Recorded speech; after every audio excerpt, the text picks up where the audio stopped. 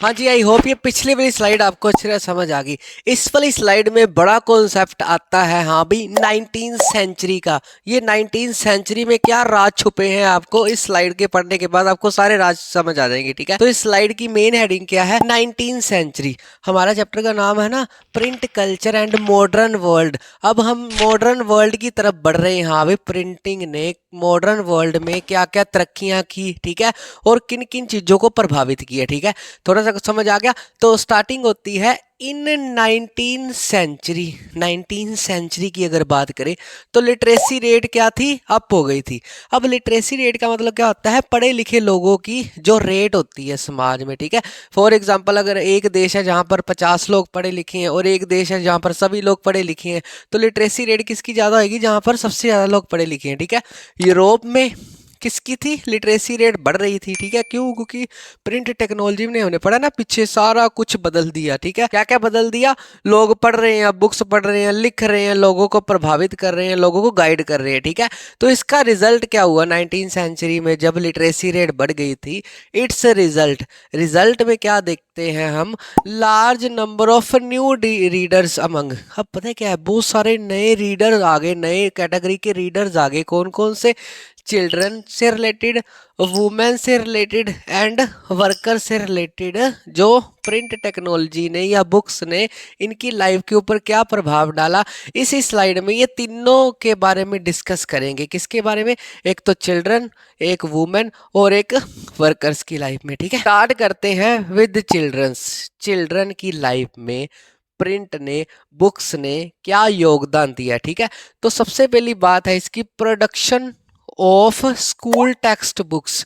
अब इस सेंचुरी में क्या हुआ था? 19th सेंचुरी में production of school text books उनकी अलग से छपनी शुरू हो गई थी स्टूडेंट्स की। ठीक है, पहला पॉइंट समझ आ गया। दूसरा, इन 1857, बड़ी इंपॉर्टेंट डेट है, 1857 का रिवोल्ट भी हुआ था इंडिया में। ठीक है, ऐसे याद रख लो।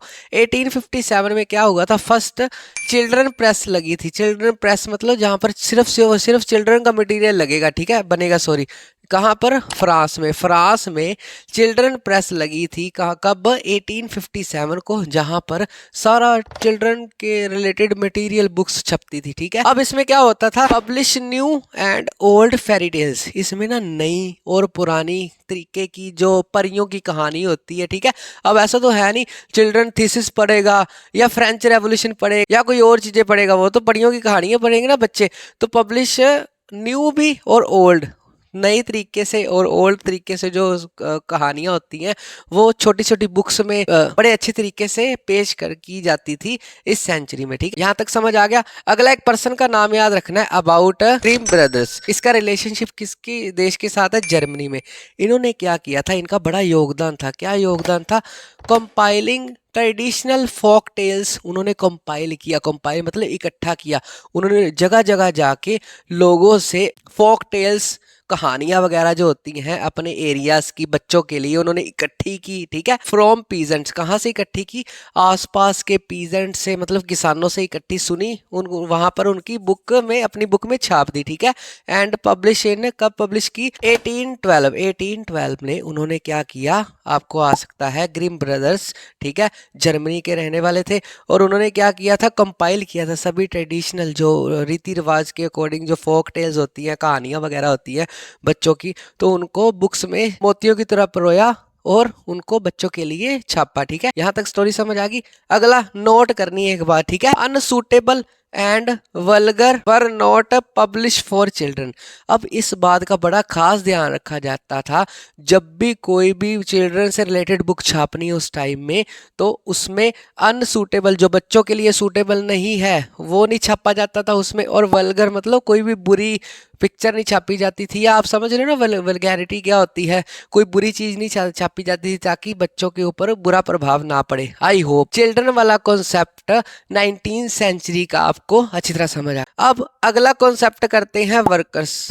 आप बोलोगे सर आप तो बोल रहे थे कि अगला वुमेन करेंगे। ठीक है, तो वर्कर्स का छोटा सा कॉन्सेप्ट है, इसलिए यहाँ पर ये पूरा आ गया, उसके बाद वुमेन का यहाँ पर डिटेल में करवाऊंगा। ठीक है, वर्कर्स जो उस समय काम करते थे, उनकी लाइफ में क्या प्रभाव पड़ा 19th सेंचुरी में? ठीक है, from 17th century, 17th century से ही ना लैंडिंग लाइब्रेरीज। जो लैंडिंग लाइब्रेरीज का मतलब क्या होता है, ऐसी लाइब्रेरी जहां से कोई भी पर्सन उधार लेके मतलब पैसे देके कोई भी बुक पढ़ सकता है, वहां से उस लाइब्रेरी को क्या बोलते हैं, lending library. For workers, workers के लिए खोल दी गई थी कब, 17वीं सेंचुरी में। कहां पर, इंग्लैंड में। 17वीं सेंचुरी से ही लैंडिंग लाइब्रेरीज की स्थापना हो चुकी थी वर्कर्स के लिए, ठीक है। ठीक है, अगली बात, this become instrument for educating white collar workers. समझो इस बात को, ये एक ना वरदान की तरह साबित हुई, किसके लिए, व्हाइट कॉलर जो एजुकेटेड वर्कर्स थे। अब व्हाइट कॉलर का मतलब जो ज्यादा मेहनत वाला काम नहीं करते, जिनका कॉलर हमेशा व्हाइट ही रहता है, गंदा नहीं होता, ठीक है, ऐसे वर्कर्स। जिसमें क्या आते हैं, आर्टिजन और lower middle class workers. Lower middle class workers आते हैं, उनके लिए एक इंस्ट्रूमेंट की तरह ये साबित हुआ। कौन सी, लीडिंग लाइब्रेरीज, जिसमें अब वो अपने फ्री टाइम में पढ़ सकते हैं वहां पर और अपनी एजुकेशन को बढ़ा सकते हैं, ठीक है। अगली बात, some workers are wrote themselves. कुछ वर्कर्स ने लिखना भी शुरू कर दिया अपने अपने आप, ठीक है। क्या क्या लिखते थे, about political tracks and autobiographies. Political tracks मतलब जो भी उस समय में राजनीति की सिचुएशन थी उसके ऊपर टिप्पणी करते थे, मतलब अपनी राय देते थे, और अपनी ऑटोबायोग्राफीज भी लिखते थे, ठीक है। आई होप ये वर्कर्स वाला कॉन्सेप्ट भी आपको अच्छी तरह समझ आ गया। चिल्ड्रन का कॉन्सेप्ट, वर्कर का कॉन्सेप्ट, अब करेंगे वुमेन का कंसेप्ट। हाँ भी, वुमेन की लाइफ में प्रिंट के इस सेंचुरी में क्या प्रभाव पड़ा, ठीक है। जो वुमेन थी reader as well as writer, reader भी थी उस समय में, पढ़ती भी थी बुक्स को, राइट भी करती थी, ठीक है। दूसरी बात, जो उस समय वुमेन्स की मैगजीन थी ना, जो मैगजीन्स वगैरह होती हैं फॉर टीचिंग वुमेन अबाउट, वहां पर जो वुमेन के लिए मैगजीन छापती थी, उसमें क्या क्या सिखाती थी उनको, प्रॉपर बिहेवियर, वुमेन का बिहेवियर कैसा होना चाहिए, प्रॉपर कैसा होना चाहिए, वुमेन को क्या क्या काम करने चाहिए प्रॉपर, ठीक है। और हाउस कीपिंग की बातें सिखाई जाती थी वुमेन्स को, कि घर कैसे संभालना है, वो सारी हाउस कीपिंग की बातें, ठीक है।